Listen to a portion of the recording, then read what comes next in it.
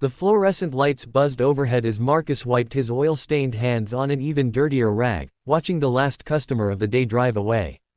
His small mechanic shop in rural Tennessee had seen better days. The paint was peeling, the sign barely legible, and his bank account echoed with the same emptiness as the garage at closing time. But Marcus had never been one to complain. He'd learned early in life that complaining didn't fix broken transmissions or pay overdue bills. Hard work did. Kindness did. And sometimes, when you least expected it, both came back to you in ways you could never imagine. It was nearly 7 on a Thursday evening when he heard the scraping sound outside. Not the familiar rumble of an engine, but something else, metal grinding against pavement, rhythmic and strained. Marcus stepped out into the fading light and froze.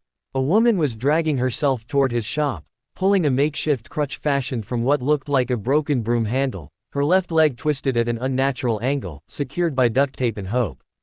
"Please," she gasped, her face streaked with tears and dirt. "I don't need a car fixed.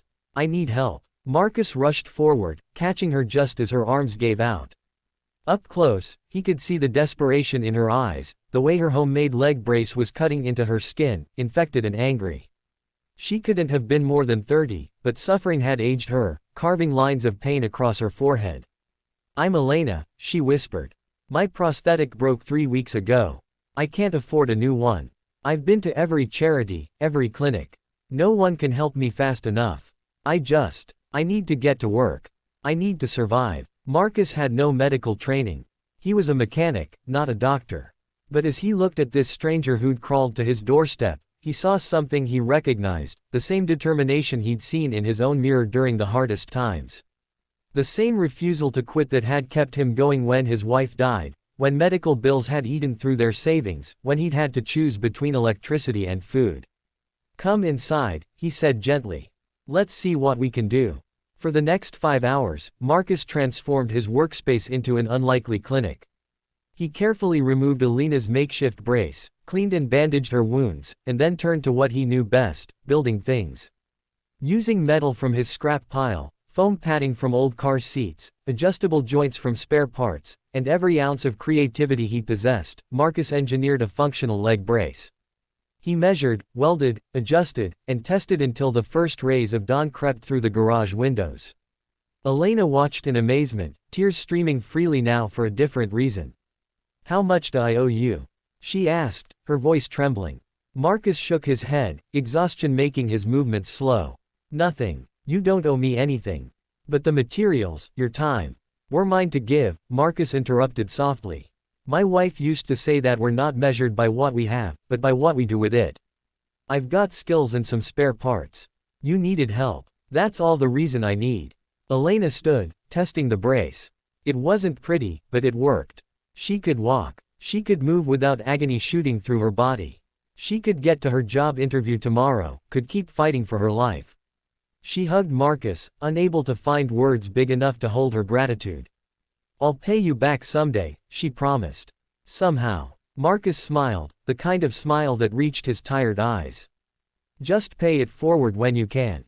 That's payment enough." Elena left as the sun rose, walking out of his life as unexpectedly as she'd entered it. Marcus cleaned his shop, then opened for another day of oil changes and brake repairs, never expecting to see her again. Life moved forward as it always did. Bills arrived, customers complained, and his small business barely stayed afloat. He thought about Elena sometimes, hoped she'd found her footing, but didn't dwell on it. Kindness, in his mind, wasn't an investment. It was just the right thing to do. 4 weeks later, on another Thursday evening, a sleek black Mercedes pulled up outside his shop. Marcus glanced up from the engine he was working on, surprised. Cars like that didn't usually end up in his neighborhood unless they were very lost. A woman in an expensive suit stepped out, and it took him a moment to recognize her. Elena. She was transformed. The haunted look had vanished, replaced by confidence and purpose. But it was definitely her, same eyes, same grateful smile, now accompanied by the faint outline of his makeshift brace visible beneath her tailored pants. "Hello, Marcus," she said warmly. "Remember when I said I'd pay you back?" Marcus wiped his hands, uncomfortable with where this was going. "I told you, that's not necessary. Let me finish, Elena interrupted, her voice gentle but firm. That day you helped me, I had an interview the next morning. A company I'd been trying to reach for months finally gave me a chance. They were looking for someone to lead a project, something I'd been developing for years, a new type of renewable energy storage system. Without your brace, I couldn't have walked into that meeting. I couldn't have shown them what I was capable of. She paused, pulling out a folder from her car. They didn't just hire me, Marcus. They bought my patent. For $8 million. I've spent the last month setting up my business, assembling a team, preparing to change everything I'd been dreaming about. And I've spent every day thinking about you, about how one person's kindness saved not just my leg, but my entire future. Marcus stood speechless, his mind struggling to process her words. $8 million. This woman he'd helped had been sitting on a fortune of ideas, needing only the ability to stand up and present them.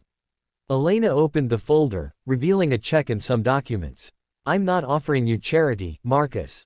I'm offering you partnership. I've purchased this building and the 3 surrounding lots. We're going to turn your shop into the headquarters for my new company. You'll be our chief engineer for physical prototypes and community outreach. But more than that, I'm establishing the Marcus Foundation, a nonprofit that will provide mobility devices for people who can't afford them. People like I was. And this, she handed him the check, is your salary for the first year.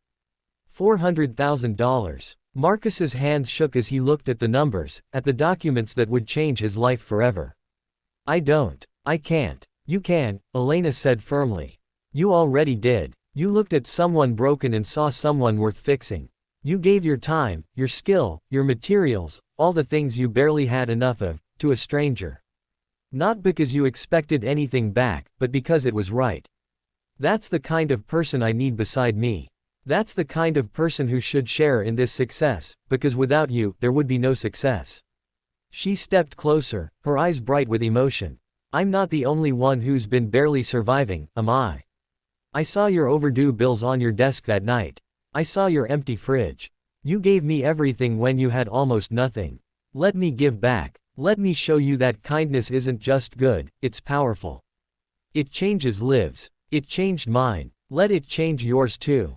Marcus thought about his wife, about her words that had guided him through the darkness. About how she'd always believed that doing good would somehow, someday, circle back. He thought about all the struggling people he could help through this foundation, all the lives that could be transformed by simple human decency and mechanical skill. Finally, he looked up at Elena, at this miraculous woman who'd crawled to his door broken and was now offering him not just money, but purpose. Okay, he whispered. Let's change some lives together. As the sun set over the small Tennessee town, 2 unlikely partners shook hands in a rundown garage that would soon become something extraordinary. Because that's what kindness does, it doesn't just help one person. It ripples outward, touching lives in ways we can never predict, returning to us multiplied and transformed. Marcus had given freely, expecting nothing. And in return, he'd received everything: hope, purpose, and proof that in a world that often feels cold and indifferent, humanity still has the power to create miracles, one act of compassion at a time.